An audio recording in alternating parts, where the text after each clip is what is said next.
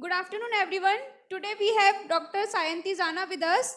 She is a professor of statistics at IIT Hyderabad. Professor Jana completed B.Sc in statistics from St. Xavier's College, Kolkata. Then she earned two MSc degrees in statistics, one from University of Calcutta and another from McMaster University, Canada. Then she obtained her PhD in statistics from McMaster University. After completing her PhD, she joined as a postdoctoral fellow at University of Toronto, and her research interests include machine learning and data mining for big data from different industries. And today she will be talking about navigating uncertainty with the power of data, probability and statistics, unraveling real world challenges. Now, let us warmly welcome her to commence the talk.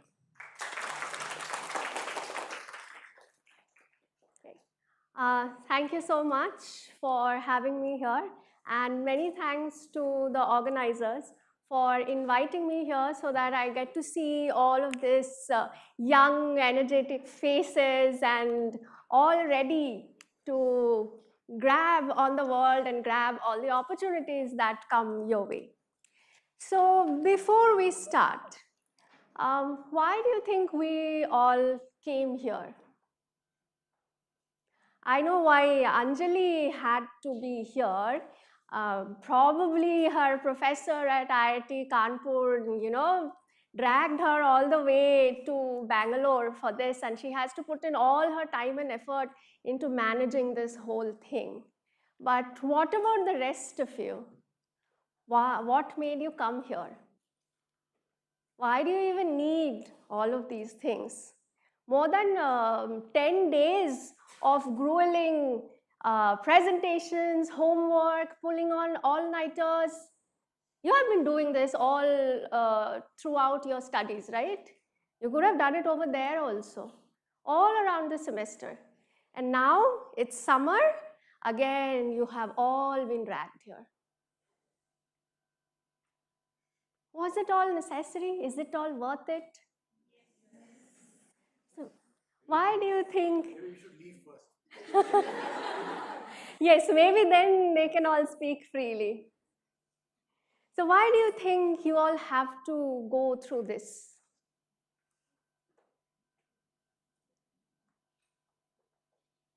Okay, let me ask. Yes.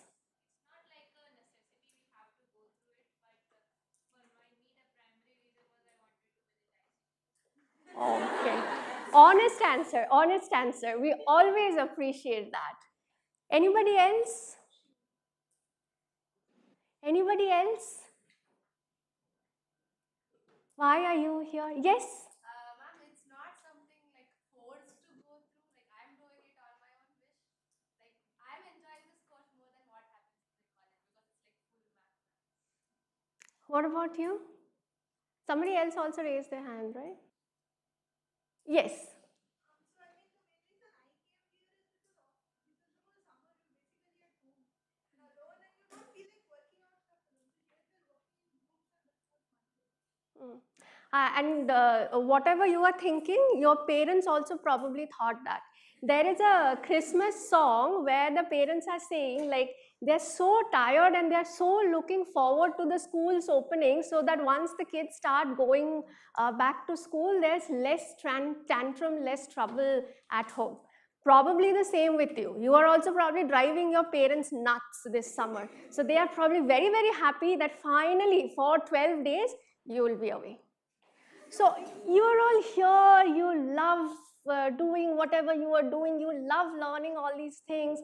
I understand, you're very enthusiastic.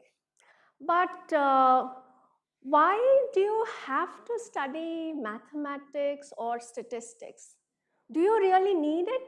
Like, it's fun to do what you like to do, but in the long term, what will you gain from this? What is the outcome? Why do you have to study statistics or mathematics? How does it help you? Do you think mathematics, we can find it in nature? Yes. Where? Such as? Yeah, so like God, mathematics is also omnipresent. But any examples? What about the number? Yes. Like the patterns on leaves and the patterns in which trees grow can be confined to different fractals and geometric shapes. Yes, yes, yes. All of you are from different parts of the country, right? Anybody from Uttaranchal or Kashmir? Anybody from Uttarakhand? Basically, somebody who has seen snowfalls, snowflakes. Anybody? Yes. So, snowflakes, how do they look like?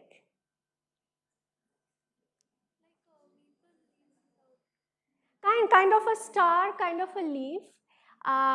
You know of any kind of, all of you, have you seen some snowflake sometime in your life, or at least in pictures or something? Are you aware of snowflakes being related to fractals? How? How?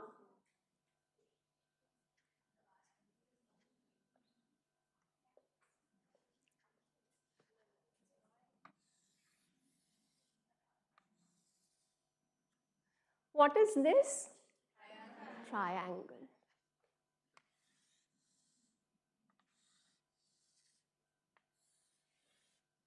What is this again? Triangle.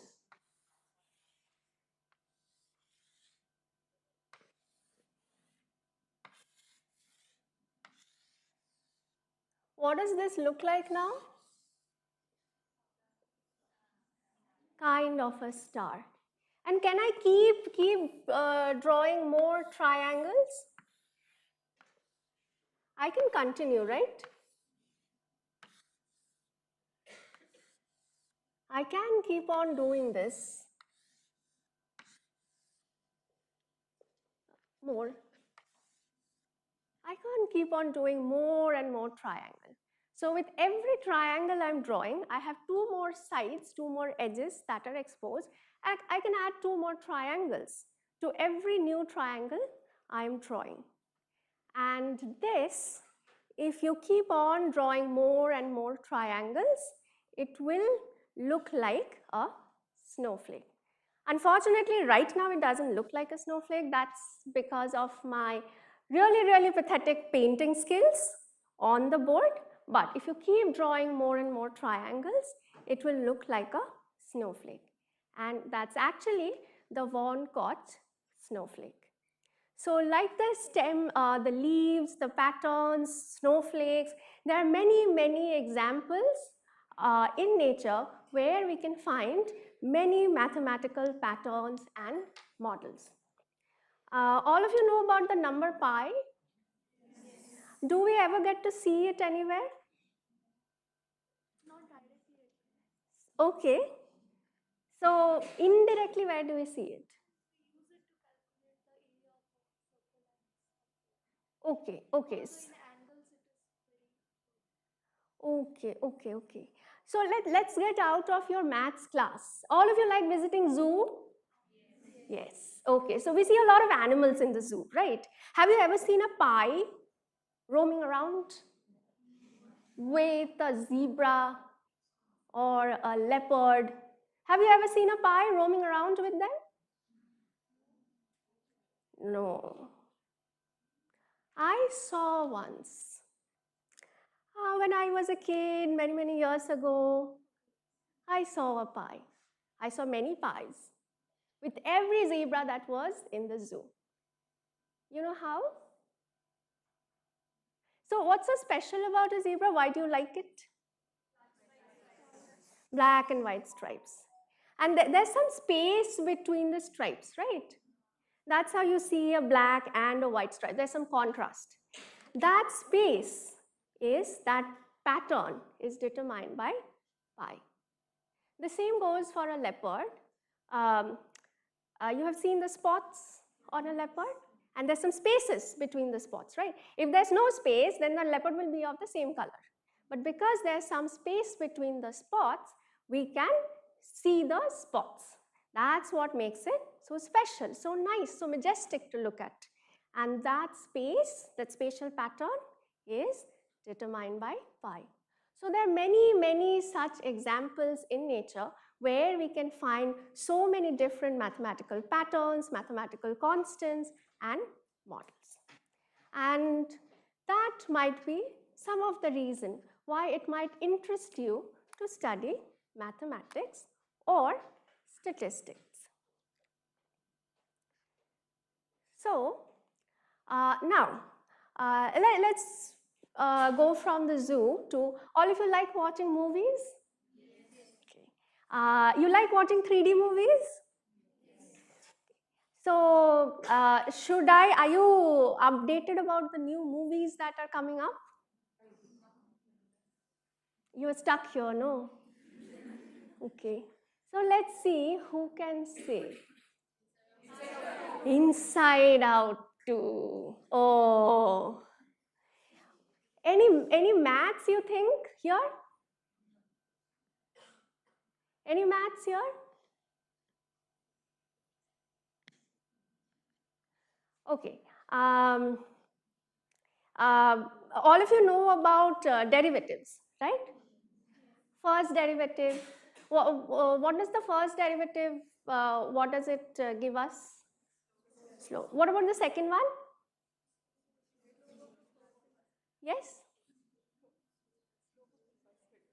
Okay. Third derivatives? Do you calculate third derivatives? Oh, okay. Okay, so let me ask then. If you differentiate a vector, if you differentiate a vector by a scalar, what do you get? Vector, okay. If you differentiate a vector by a vector, what do you get? Vector by a vector.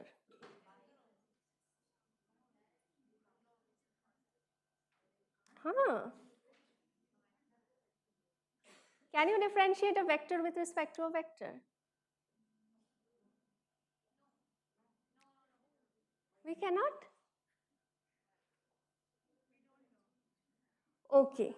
Can you differentiate a matrix by a vector?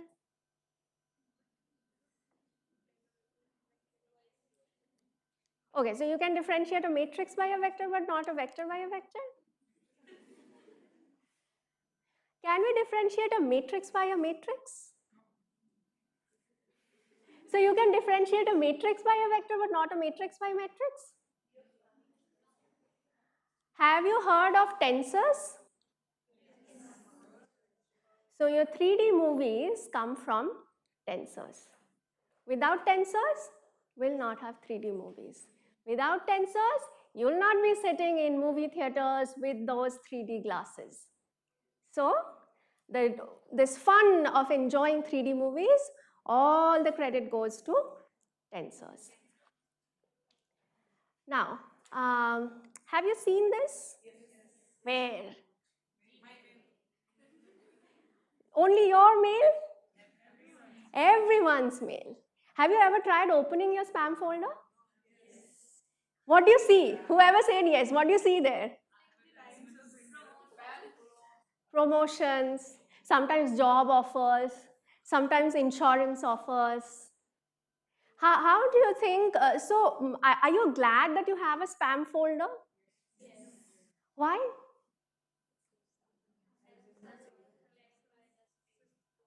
Right. You don't have to go through those emails and then send them to trash every time.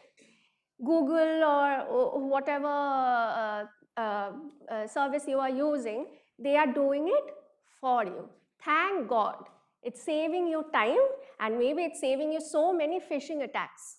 God knows, like, sometimes there are journals who contact you, but it's probably a spam. If you by mistake click on it, God knows where it will take you. So thank God we have Gmail is taking care of spams. But how does Gmail or Hotmail, whatever you are using, how do they decide what to send to your spam folder? How will it decide? Yes.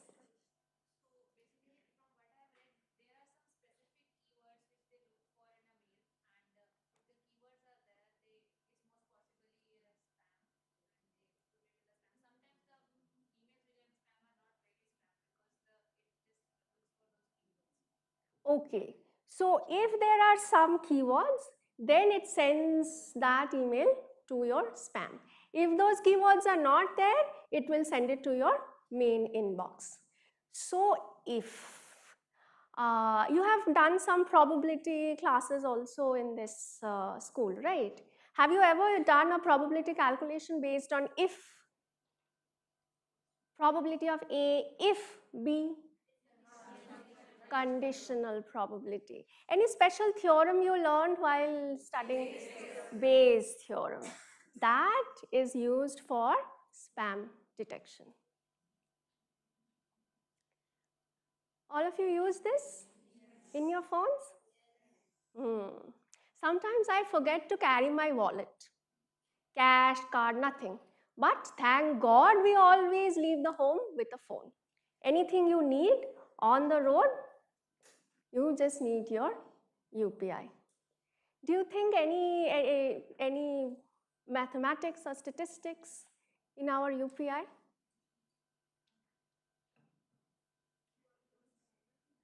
QR codes, okay. Anybody ever been had a fraud or something with your UPI transaction?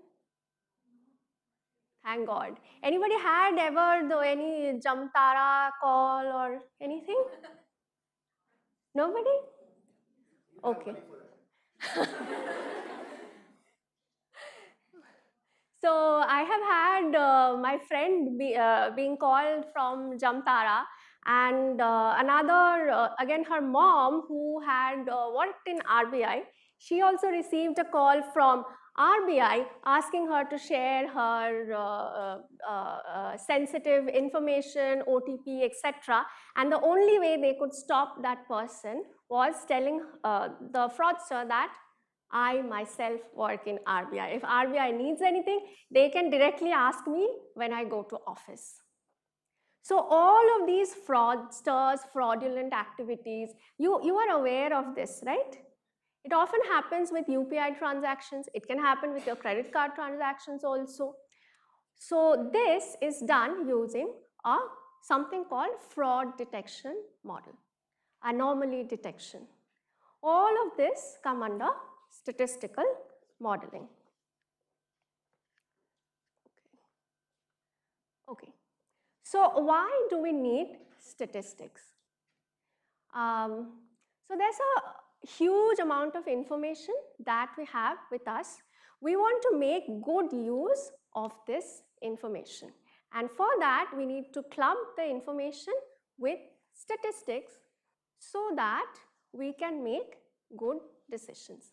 That is the reason we want to study statistical modeling. We want to study mathematical modeling so that we can make good use of the information provided to us. What is the nature of this information? Usually numeric data or some kind of textual data. So we want to process all that information so that we can take very good decisions. So that's the reason why you are here, and that's the reason how you can channelize everything that you learn during this school later on in life in the future, so that the society, the economy, the government, everyone can benefit from. Now, any idea when mathematics and statistics were first used formally? Anybody?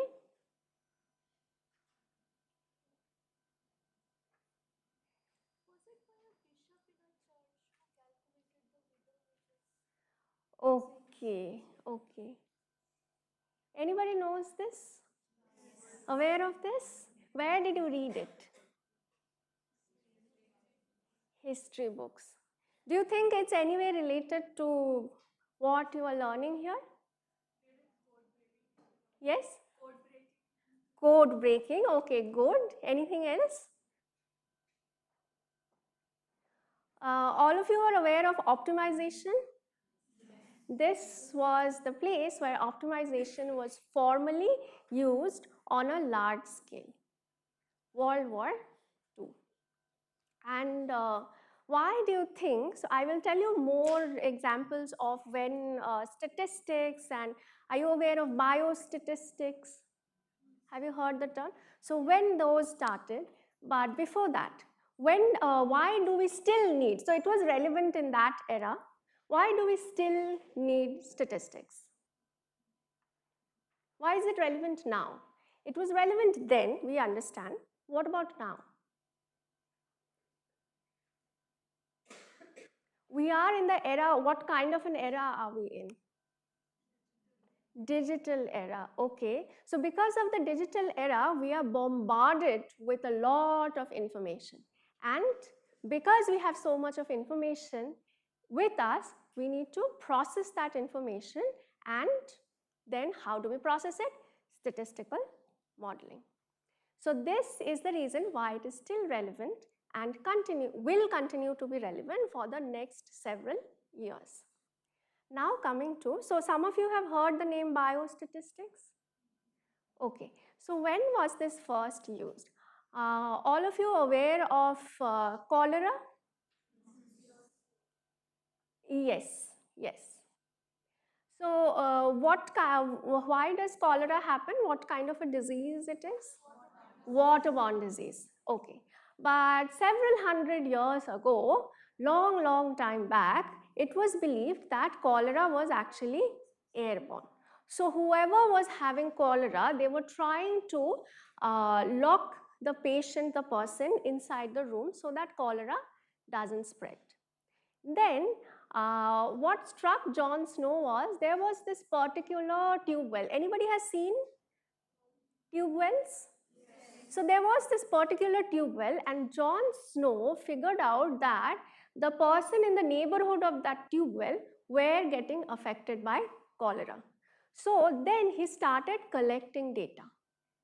And when he collected the data, then he saw that as whatever he had speculated, that the person around this tube well, the people living around this tube well, were the ones who were being affected by cholera, and hence he concluded that cholera was a waterborne disease, not an airborne disease. And that, of course, changed the entire course of diagnosis and prevention of cholera. So unless you collect data and unless you are able to extract proper information from the data, you might actually be misled by whatever certain beliefs or theories you might have. So even if we have some beliefs, some domain-based knowledge, it is always good to validate the domain-based knowledge using data. Okay, so this was a very scandalous report at that time where it was discovered that cholera is no more airborne but waterborne. Now, any of you aware of this lady? Florence Nightingale. Does she have another name, a kind of a title? Lady with the Lamp. What is she known for? Yes? Right. She was a nurse who was taking care of soldiers of a certain war, Crimean War. Okay, so that's what all of you have read about her in your history books, right? Florence Nightingale, Lady with the Lamp, nurse caters to the injured soldiers. Any of you have ever heard of her being a statistician? Who? Yes, somebody said yes.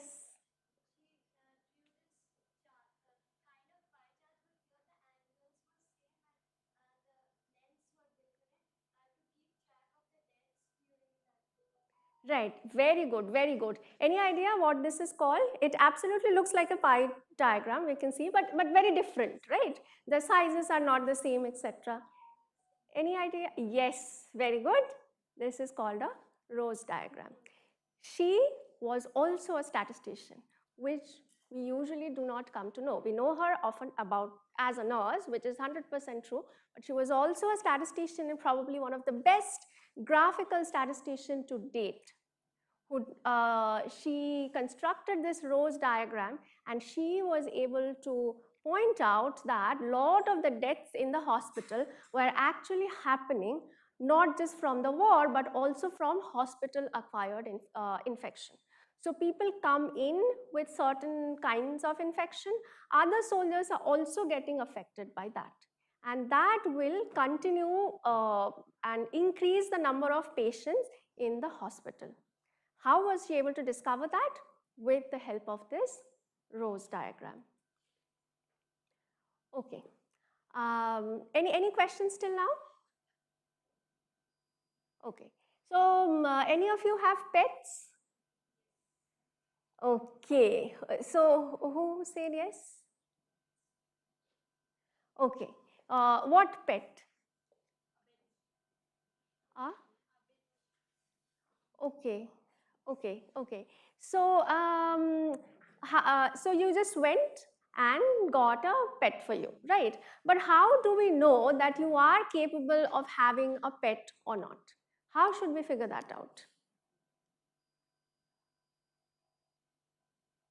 How should we determine if she is capable of raising a pet by herself? Tell me. How should we figure out?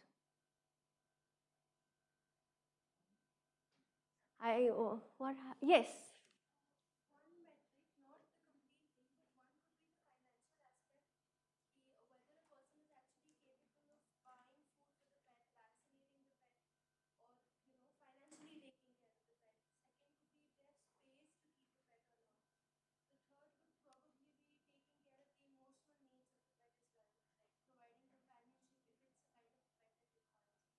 Right, so we are going to need money, we are going to need space and emotional needs. So time and emotional bandwidth of the pet owner. So there are several factors which will determine if a person is worthy of having a pet or not. So once we get information on all of these factors, then we can decide whether the person is capable of having a pet or not. So if I collect information on these 4 attributes, let's call them x1, x2, x3, x4.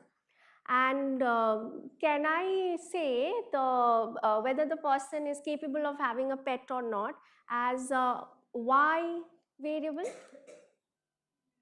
Okay, so we have a y and we have 4 x's. Now what should we do? Have you done anything like that during your classes or during your summer school here? Where you have 1 y and you have 4 x's. Not, I mean, it doesn't have to be 4, it can be 1x, can be multiple x's. Any modeling you have done? Regression modeling. Okay. So, why do we need regression modeling? Why do you need regression modeling? So, whenever we have many factors affecting one outcome of interest, we want to see how much those factors are influencing our outcome of interest. And for that, we need something called regression modeling. But you have heard of the word regression, right? Even before doing regression modeling. What do you think this word regress or regression means? What does it mean in statistics and what do you think it just means in English? Right, regressive, falling back, backwards, something like that. But regression in statistics, what does that mean? To predict, to forecast. Are you aware of these terms? So the word regression in statistics means to forecast, to predict. But the word regress, regression, in your mind you can figure it out. In English it means backwards, something, falling back. Then why do we use a word like that for a model which predicts or forecasts something into the future? So for that, okay. So the person, Francis Galton, who came up with regression modeling, how did he come up with regression modeling? So he was looking at the heights of kids, and he was trying to understand how a kid's height is related to the parent's height.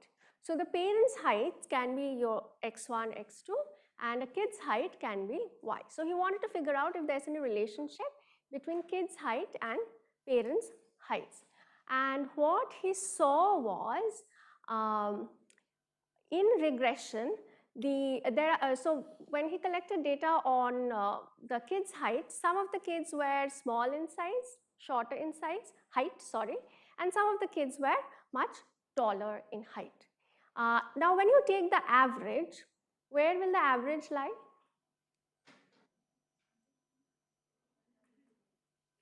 Where somewhere in the middle, right? So basically the shorter kids were pulling the average towards the middle, or they were we have taller kids, but because of the shorter kids the average was getting pulled down. Hence the heights were actually getting regressed. And if you remember in regression, what is regression? Regression, we have y equal to an x plus an error. So that's your model, and the actual, so error is there, and what is your actual regression model? Y equal to beta x plus error. What is your actual regression model? Y equal to beta x. Is y really equal to beta x? No, because there is an error. So what is equal to beta x?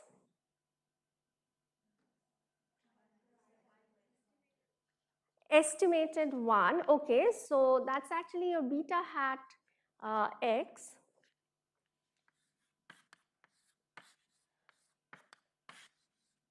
So actually your expectation of x is your, this is your regression model. It's not really y equal to beta x, it's your expectation of y equal to beta x. What is expectation? What is expectation in simple words? Yes?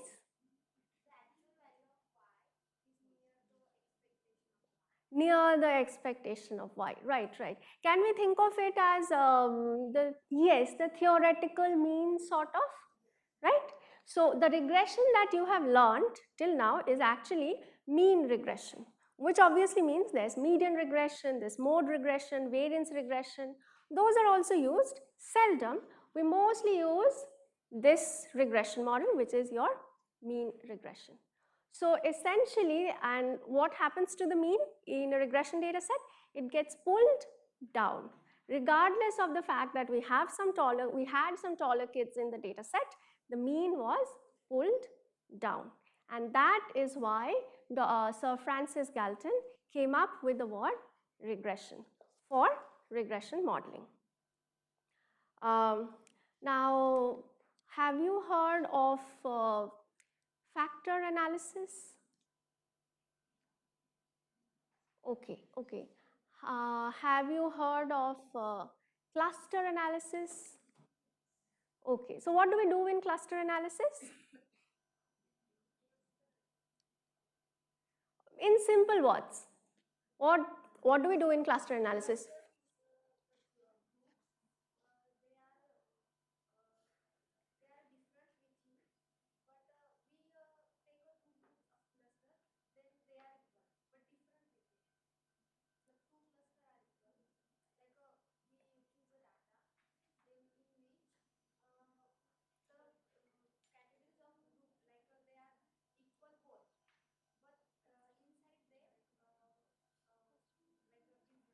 Okay, so there is some difference across the groups. So in cluster analysis, what is the basic thing we do?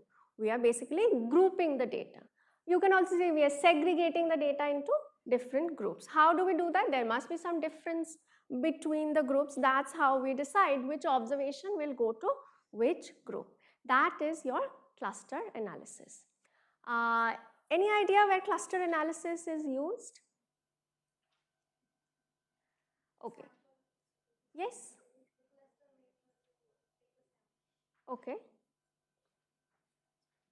Any real life example of cluster analysis? Classification of objects into distinct categories. Few years from now, when you will be buying a car, the moment you walk into a car showroom, they are immediately going to see you and judge you. They will look at your age, they will look at your clothes and try to make some guesses about you. Are you some rich person's son? Are you some rich kid? Okay, if so, they will take you to the fancy sports car section. Do you look like a middle-aged person who might be having a family of 4? You, your spouse with 2 kids, you'll also be having parents. Do you look like somebody like that, a middle-aged person? If so, they are going to take you to the family car section. Do you look like a young professional, around 25, just started earning, maybe 1 or 2 years, you have already started earning. Now you need a car for your convenience, for your trips, etc. But your purchasing power is limited because you're a young professional. So they will take you to the economy car section. So they are immediately going to see you, judge you, and put you into a particular cluster. And every cluster, as you said, will have some differences. So how do we decide that? So once we do cluster analysis, there is something called cluster profiling. You do cluster analysis, which means segregating your observations, your data into different groups. Now you do a cluster profiling, which is looking at the characteristics of each group, so that you can decide what is good for which cluster. Accordingly, you can take a decision, because the same decision will not be may not be a good decision for your entire set of observations, which means in this case all your customers, because all your different customers will have different needs. So you need a different set of decision, a different strategy for your each set of customer. Now at the same time, like I just said, one decision is not correct for all your observations, in this case all your customers, but you cannot take a different decision for every customer, right? That is going to be a lot of work. So what to do? Something that will be much more easy to work with, easy to handle, group them, so that you can take one decision for every group instead of one decision for everyone or a different decision for each one. So how do we do that? How do we group them? Cluster analysis. You do cluster analysis, then you do profiling of clusters. Now you take a different decision for each of your cluster. So hence, the moment you walk into the car showroom, remember the salesperson is immediately going to see you and judge you and decide where to take you. Remember this 5 years from now when you will be purchasing a car. Okay. So now there are of course many different applications of statistics. So let's just look at a few of them. What do you think this is? Planned city. So statistics, very useful in urban planning. What about this? Printing press. Okay. So I deliberately put this one. What do we see here? Lot of text, right? So if I bombard you with a lot of text, maybe from the internet, maybe from books, maybe from scrolls, what did you do? Louder? What will you do? Categorizing. Okay. Are you aware of text mining, text analytics? Okay. All of you have used ChatGPT, right? Oh, you cannot admit it? So what does ChatGPT do? Oh, what is the fancy term of what ChatGPT does?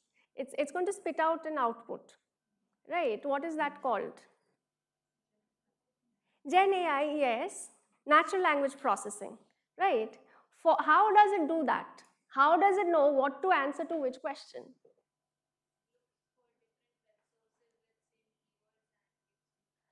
Right, so it is basically crowdsourcing a lot of text data, and it is processing that text data to give you a desired output. What is that called? Processing of so much of text data? Any idea? Text mining and text analytics. And the basis of that, the backbone of that is statistics. Okay. Again, what is this? Movies. Anybody ever thought statistics getting used there? Yes. Anything else? Rating of movies. So many, lot of information. The genre of the movies, when it should be released, where it should be released, how many. So every time you go to a multiplex, we have the different auditoriums, the different theaters screening different movies. How many times a particular movie should be screened? When should a particular movie should be screened? All of those decisions are done based on movie analytics. And this, I think somebody was talking about this. Decoding yes? Biometric identification and also crime detection, forensic. Somebody told me about decoding messages. So you know, so spies, if they have to send messages to one another, and then if our forensic department gets hold of one such message, how will they decode the message? Obviously, a spy is not going to write it in English or any known language, so that if somebody gets that message, will be able to directly understand what is written on it. Right? That's obviously not at all the case. So how he or she is going to write it in a very different way, so that only the receiver will understand. But if the forensic department, if they catch such a message, how do you think they will decode the message? Very good, very good. So let me ask you, look at any text in front of you, any text in front of you. What is the most frequently occurring letter in that text? E. Actually, in any text, any chunk of text, if you look at, the most frequently occurring letter is going to be E. So the moment the forensic department, they get one such encrypted message, first thing they will do is construct a frequency distribution of the text, a frequency table. And the moment they do that, the first thing that will pop up in that is the letter which is the most frequently occurring letter in that text. And that is going to be your E. That's your first clue. That's how you break the decoded messages. Your first clue, your first step. So you look at, so let's say E has been replaced with a dollar. Okay? If they see it's the dollar which is the most frequent in that chunk of text, look at all the dollars everywhere in that text message, replace them with E. That's your first clue. And there are several such steps that you need to understand to decode an encrypted message.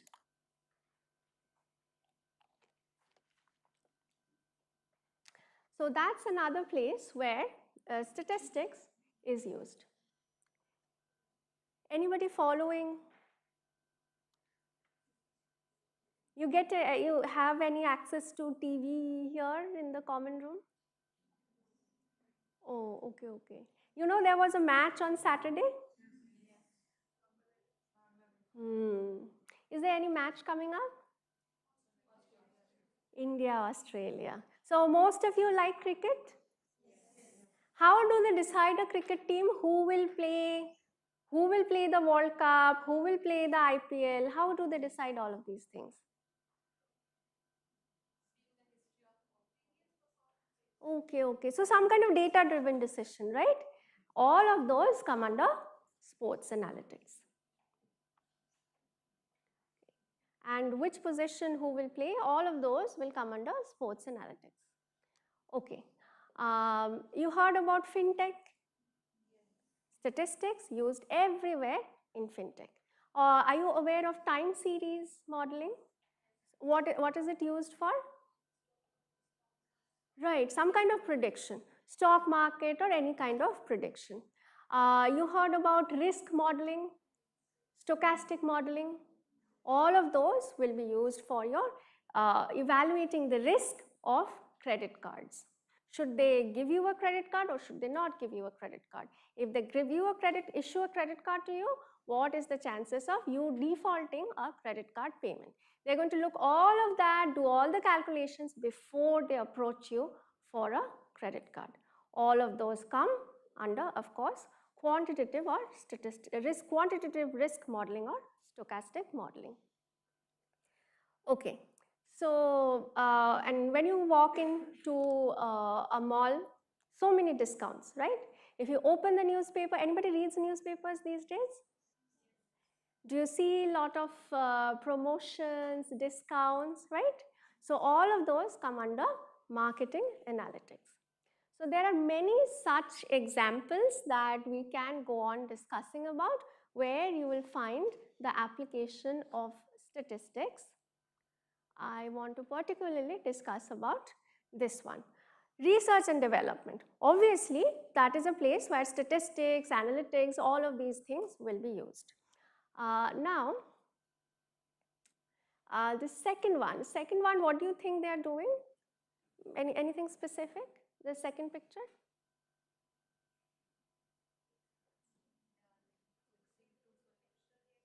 Mixing two solutions. Do you think that could be drug testing? Do you think that is a place where we would be using statistics? Okay. Have you ever seen any drug, any medicine that you take? There would be a lot of things written on it, right? Batch number, expiry date, this, that, composition, etc. You know who approves what is to be written on the strip of medicine? It can even be, any ointment, whatever it is. You think you have any idea who approves that?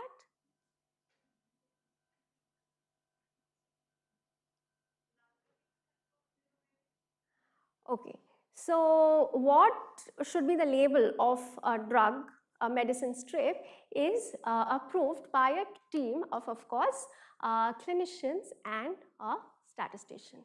Unless there is a statistician in the team, unless a statistician approves, it will not go through. It cannot be launched in the market.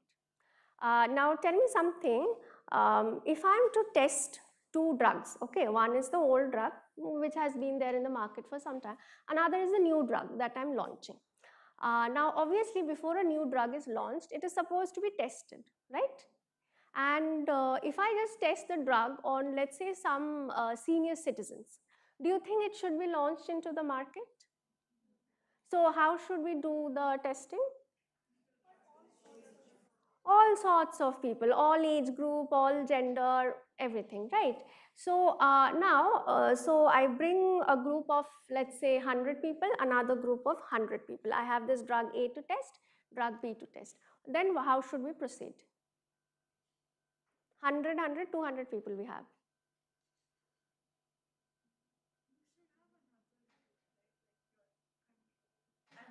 Okay, so the control group, that is called a placebo group. When do we have a placebo group? When we don't have a drug A and drug B. If we only have one drug and we need to test that, we bring in another group, because think of a court case. In a court case, you always need two lawyers, right? Similarly, when you are doing drug testing, you want to test its effects on the general population, you always need another group. So if you don't have two drugs, how will you have two groups? So whenever you don't have two drugs, you can bring in the second group, which is called a control group or a placebo group, which is who are actually not receiving any drug. They are probably receiving something that looks like your drug of interest. So let's say the drug that you are taking is a red capsule. So the control group will also receive a red capsule, but that's not a medicine, that's just a dummy thing that they are receiving. Okay, so physically it is going to look the same like your actual drug, but it is not a drug. So that's what a placebo group is. But let's say we have two groups, drug A and drug B. You have a total of 200 people. How will you test your drug A versus drug B? Ideally.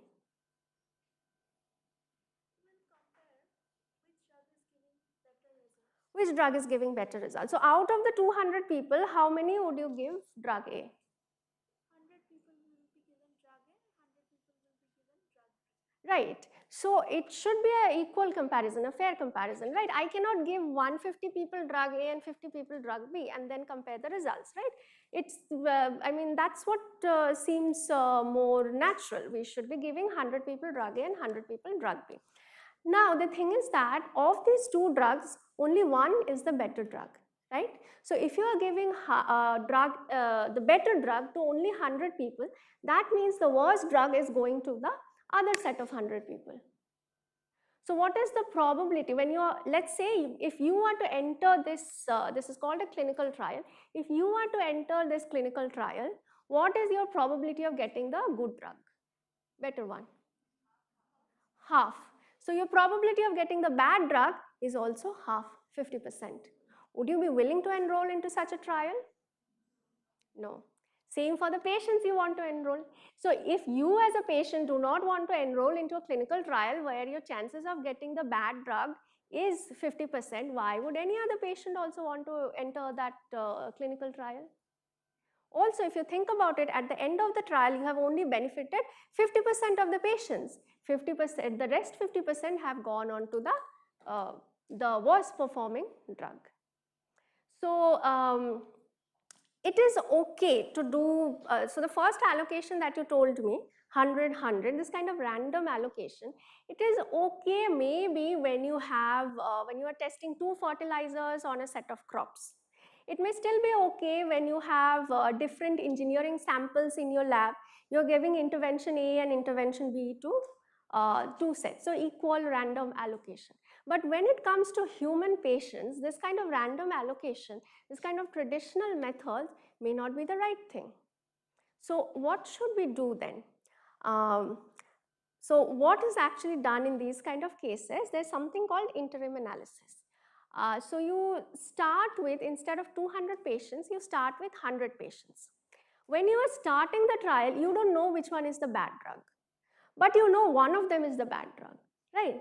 So when you start your trial, what do? Take only 100 people out of those 200 patients. Among these 100 patients, give one drug to 50, another drug to another 50. Okay. Now you see which one is performing better. Okay. You have an idea. So now you still have 100 more patients enrolled into your trial remaining. So of these 100 people, let's say take only 50 patients. So we still will have 50 more patients remaining. Maybe I should write a little bit. So we started with 100. Now we are taking 50. This we did 50, 50. Now, ideally, if we are doing random allocation, we should be giving 25 to one drug and 25 to another. But now, since we know which drug is performing better, we can skew the allocation a little bit, benefiting a few more patients.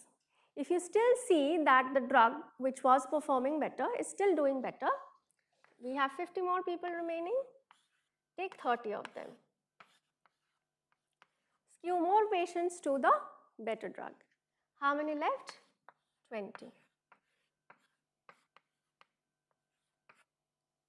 Skew even more patients to the better drug. How do we do these things? By looking at the probabilities. Okay, now if you look at it, how many people have received the better drug? Not 100, way more than 100. So now you can say the probability of receiving the better drug when you are entering the trial is no more 50%, maybe it is some 70 or 80%. So a patient who is enrolling into your trial will now be a little more enthusiastic of enrolling into the trial. And this in turn also increases your final sample size. You know about sample size? Right. So do you think more the sample better or less the sample better? More the sample, always better, right? But if you have a traditional kind of a trial, there will always be fewer people enrolling into the trial. So that will reduce your final sample size. That will affect power. What is power? Power is determining the accuracy of your results, accuracy of your conclusion. So, okay. So, in the traditional design, naturally your sample size would be less and hence your power would also be affected. Hence, the accuracy or credibility of your conclusions would be affected. Also, you are benefiting less people. So, hence, we need some kind of a design like this. These are called adaptive designs. It is a dynamically adapting design. It is not a traditional 50-50 design.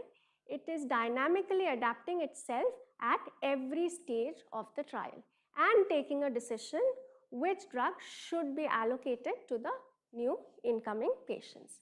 And how do we do all of these things? Using statistics. Okay, so there are a lot of other things I thought I will be discussing. So let's just discuss about this one. Anybody has seen this Netflix challenge on Kaggle? It came about, I think, some 10 years back or something. Okay, so what was the Netflix challenge about? I saw one nod. So what was it about?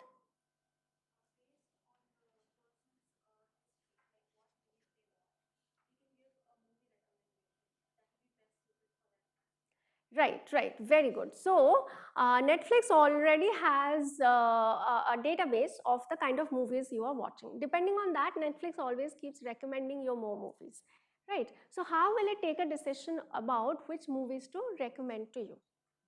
There was a competition regarding that, and the prize was 1 million. And there were two teams finally who were shortlisted. So one team had a very sophisticated algorithm to determine which movie should be recommended, and there was this another team who had a simple algorithm, but they used additional data on the movie genres from IMDb. All of you aware of IMDb? Yes. So what do we get to see on IMDb? Movie ratings, movie genres, all of those things, right? So the second team pulled in data from IMDb, and they had a different kind of an algorithm for movie recommendation. Now tell me which team you think won the challenge, the competition. Okay, how many for team A? Okay. How many for team B? What about the rest of you? Nobody won. Okay, so yes, it was team B who won the competition, and as you can understand, what I'm trying to emphasize over here, so not just to focus on your algorithm, on your modeling, but also look at the kind of data that you are gathering, okay? And when I say data, importance of data, it doesn't mean just increasing the size of your data. Try to have a different variety of data which can always enrich your decision making. Okay, so probably then I will just end with this, and if you have questions, you can ask me. So there were many other examples I had, but we don't have so much time, so I'll end here.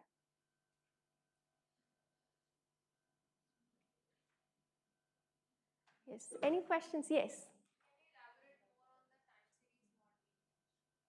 Okay, time series modeling. So I'll see what I can tell you in few seconds. Um,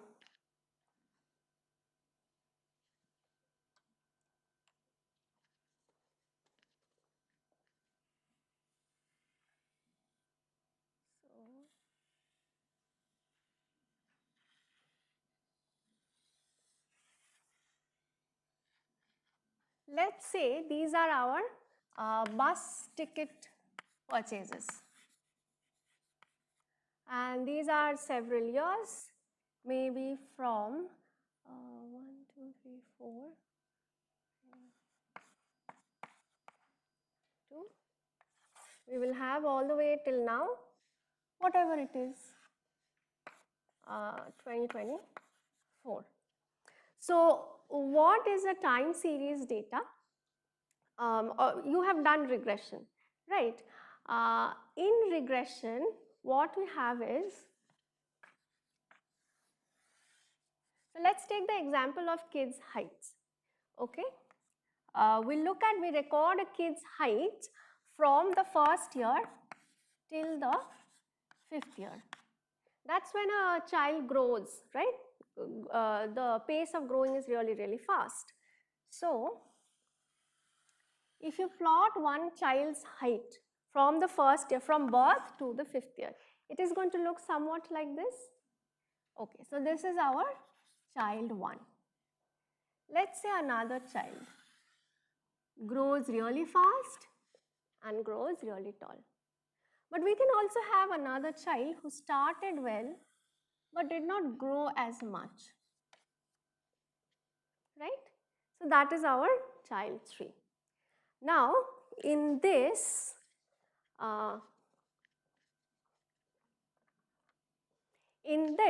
if you take only one child, what is our variable of interest?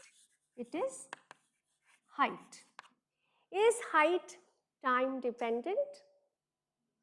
So we need a different kind of modeling which takes into account time. Because what is happening here, you look at for every child, you look at their height in the 2nd year. Is it dependent on the height of the 1st year? It will be dependent, and usually it is going to be more than the height in the 1st year. What about the height in the 3rd year? Again, dependent. Let me ask you about the temperature today. So today's temperature, is it dependent on somewhat related to yesterday's temperature? Okay. And is it somewhat related to day before yesterday's temperature? But the amount of dependency between today's and yesterday's and today's and day before yesterday, do you think it's the same? Is it increasing or decreasing? Decreasing. So it is somewhat weakening. Now if I take the temperature 10 days back, so the temperature today and the temperature 10 days back, what about the amount of dependence between them? Much less, much weakened. So the time points which are close by, they are somewhat related to each other. But once we move back much further, the relationship weakens. Now, in regression, the different data points may not be related to each other, but in time series, always there would be a relationship between every time point and the previous time point. What is this phenomena called? What is this phenomena called? Anybody? This is called auto-regression. What is regression? What is a regression model? You have a y which is dependent on some x. Think of your 3rd point as your y. Is it dependent on the 2nd time point? So this can be a y, this can be your x. That means we can model this on this. Now instead of calling this y and this x, I can call this yt, and this is your yt minus 1. So your yt can always be regressed on yt minus 1. It may also be regressed on yt minus 2 and yt minus 3. So we have to determine how many previous time points are related to our current time points.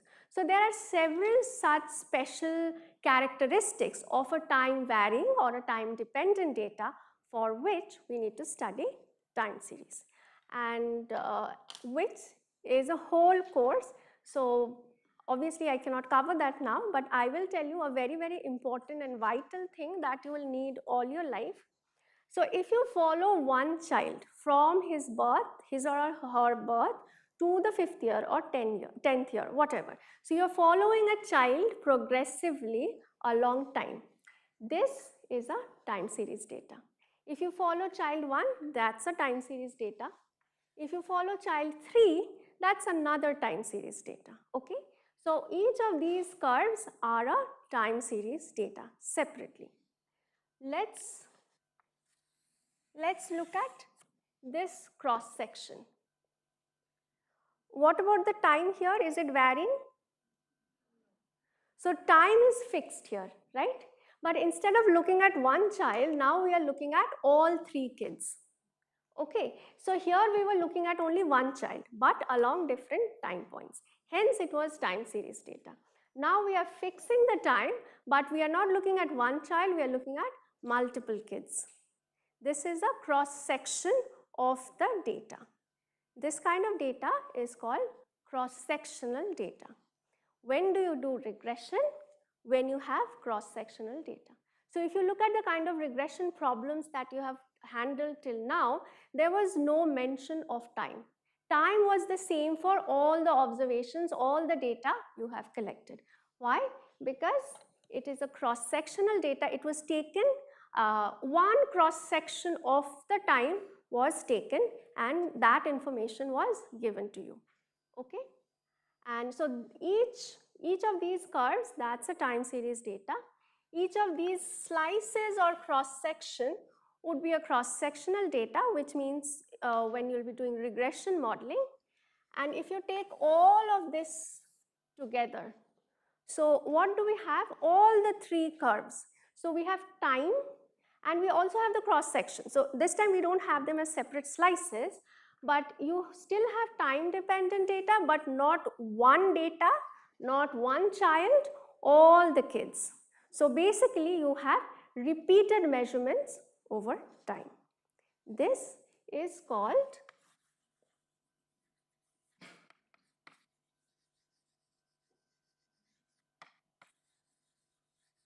longitudinal data, or in economics it's also called panel data. So if you are looking at only one time series curve, that's time series data, you will require time series modeling. If you are looking at one cross section of the data, which means your time point is fixed, that's cross sectional data, and that is when you need regression. If you have repeated measurements over time, which means you're not looking at one time series curve, you're looking at multiple observations at every time point, that's no more time series data also. That is called longitudinal data, and you require different kind of longitudinal modeling for that. Okay, so all your life you will be learning about different modeling techniques, and you will all get into the nuances and the complexities of the modeling, the mathematics and the statistics of the modeling, but I want you to remember when to use which one. Because the moment you are given a problem, even before you decide how to solve it, you have to decide what to do with the data. And for that, you need to understand different kinds of data require different kinds of modeling techniques. Okay, so the moment you get a problem, the moment you get your data, understand what is to be done before you decide how you're going to go about it. Okay? Okay. Okay, very tired? Okay, so we'll end now. So let's thank the speaker for this insightful talk.